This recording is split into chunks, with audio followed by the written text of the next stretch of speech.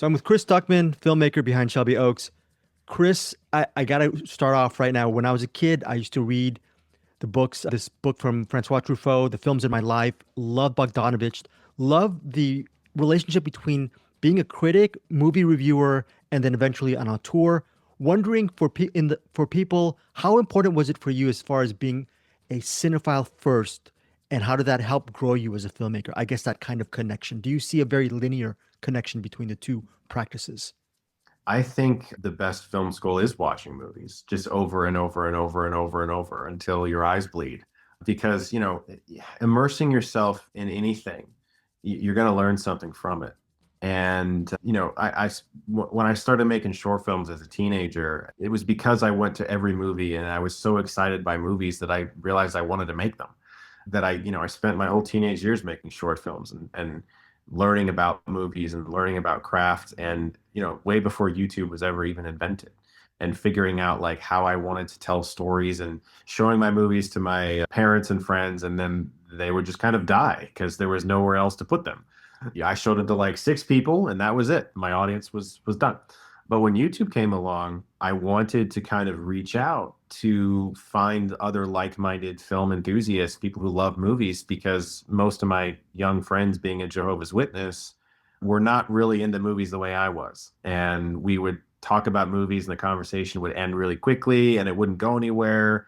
And I kept wanting to like, no, we're not done. We need to keep talking about this. Let's get analytical. And they'd be like, we talked about it enough. Okay. And so I started the YouTube channel to kind of reach out and find a film community. And so for me, it's all kind of blended together, this journey of like making movies as a kid, talking about them online, finally getting to accomplish my dream of making one. Well, with Shelby Oaks, I think there's a lot of maybe your passions into it because it's not a found footage movie. It's not a straight up horror film. It's very layered. And as a viewer, you're giving the viewer so many different ways to actually watch the film. Was that a very big intent when you were writing the script? That it's just not going to be a surface level found footage. It will be so much more that you can explore within that world. I'm happy you felt that way because yes, that is a goal. We wanted to kind of tell a mixed media film where you are getting a chance to enter into different lenses, different POVs to understand this story. And a lot of the movie is told through different POVs. You've got, found footage, you've got mockumentary, you've got traditional narrative. There's a sequence where our lead character Mia watches a tape that is technically found footage, but we're also feeling it through her reactions. And that's also a thing online, right? Reaction videos. We watch people watch stuff. It's a thing that we do.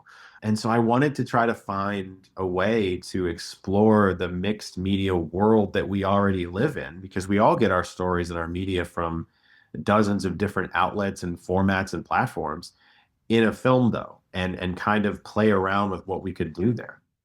Camille Sullivan, just a great lead. I'm just going to single her out because we're in her head throughout and terrifyingly so, especially towards the third act. Can you just talk about casting her and what she brought to the project? Because I think she just really anchors the film.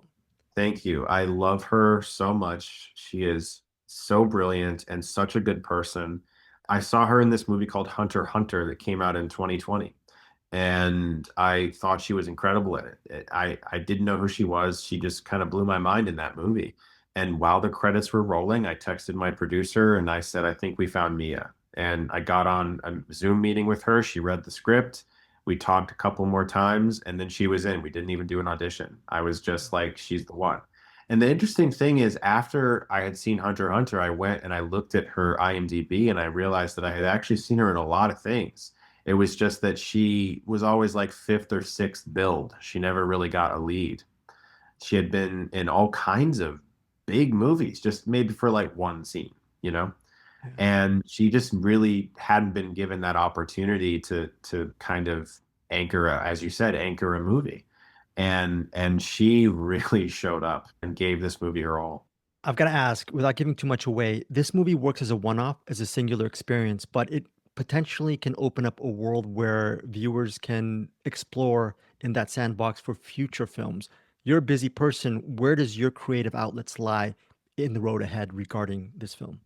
I do have an idea for a prequel, and I do have an idea for a sequel. If either one could happen, depending on, whatever happens in the future. But also, like you said, I am happy with it as a singular, thing. I think it's got a beginning, a middle, and an end, and great. But if I had the chance to play in the sandbox again, I do have some more ideas, but I would love to just continue to tell original stories. Chris, I don't know if I guess there's no unlock to this, but what was the key for you as far as finishing this script?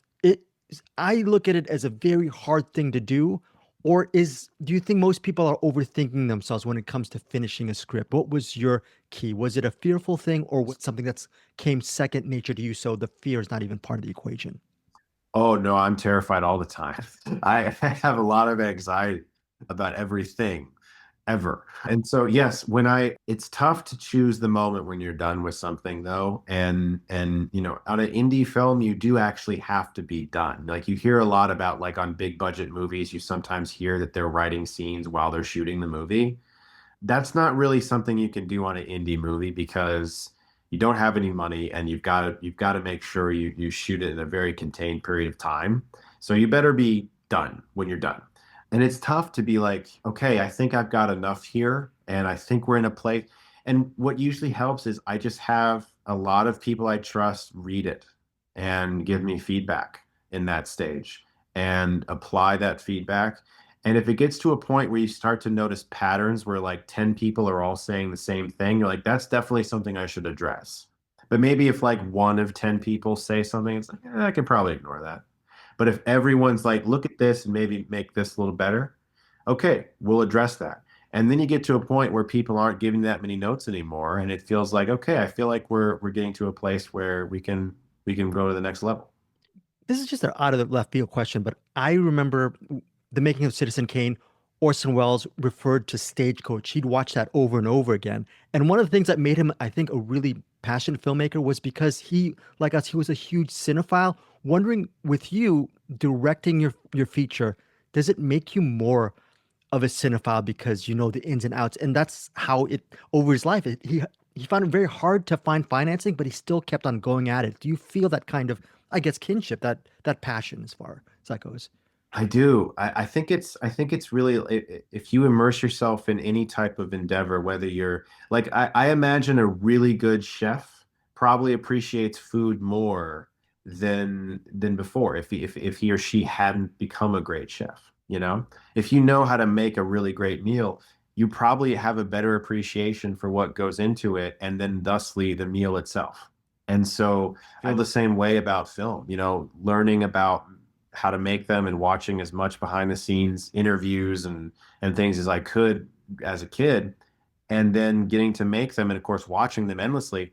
It's like if you knew how to build a car, you have a better appreciation for the car as an invention, as a product. And if you drive a really crappy car, you're like, you know what, they could have done this differently. They could have had this here. They could have, put this in the chassis or whatever. I don't know anything about cars. But I think the term applied, the analogy applies where when you learn how something is made, when you learn how the goose is cooked, so to speak, there does come with it a better appreciation for it, and also a better appreciation for filmmakers in general. I just saw this really cool movie, Night Patrol, at Beyond Fest, and it's filled with a lot of practical effects and gore and a lot of action. And the filmmaker at the Q&A said he shot it in 16 days. And that blew my mind because I know how hard 20 days was.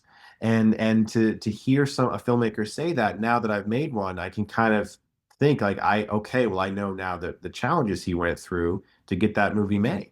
So yeah, the appreciation level goes up 100%. Chris, thanks again so much for your time. I'm gonna just wrap it up with this one quick question. There's the third act. There's a moment that happens within a residence, and it's a perfect building suspense moment. We get to enjoy it, but how hard is that for you and your editor or just your team to build that suspense in the edit? Because it just seems like a very hard thing to do, but awesome to watch. Thank you. We're very lucky to have two great actors in Robin Bartlett and Camille Sullivan kind of facing off and giving us a lot to work with. But at the same time, it does come down to it's kind of like when you're choosing when to finish a script. You watch many iterations of it. You show other people and you say like, how are you feeling right now with this? And because when you see something 1,000 times, it's really easy to kind of become desensitized to it, you know. But bringing in other people into the editing suite and having them give their opinions, watching them watch it, you can start to sense where something is working or where something isn't.